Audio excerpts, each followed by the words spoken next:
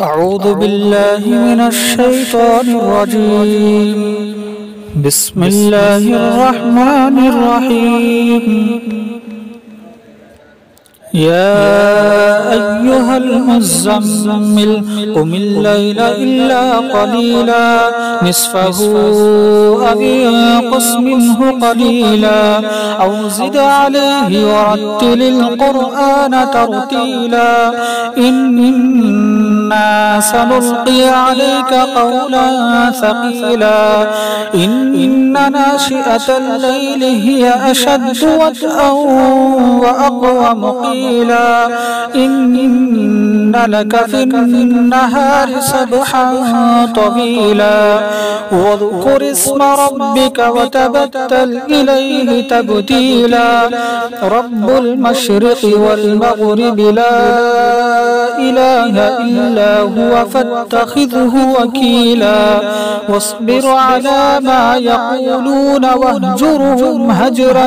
جميلا وذرني والمكذبين أولي النعمة ومهلهم قليلا إن لدينا أنكالا وجحيما وطعاما ذا غصة وعذابا أليما يوم ترجف الأرض والجبال وكانت الجبال كثيبا مهيلا إنا أرسلنا إليكم رسولا شاهدا عليكم كما أرسلنا إلى فرعون رسولا فعصى فرعون الرسول فأخذناه أخذا وبيلا فكيف تتقون إن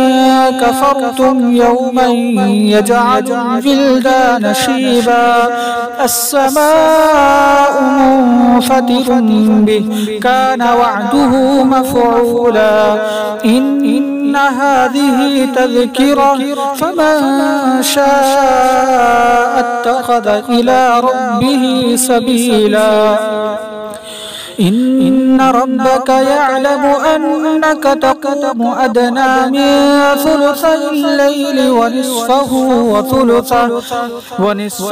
وثلثه وطائفة من الذين معك والله يقدر الليل والنهار علم أن لا تحصوه فتاب عليكم فاقرؤوا ما تيسر من القرآن علم أن سيكون منكم مرضى وآخرون يضربون في الأرض يبتغون من فضل الله وآخرون يقاتلون في سبيل الله فاقرؤوا ما تيسر منه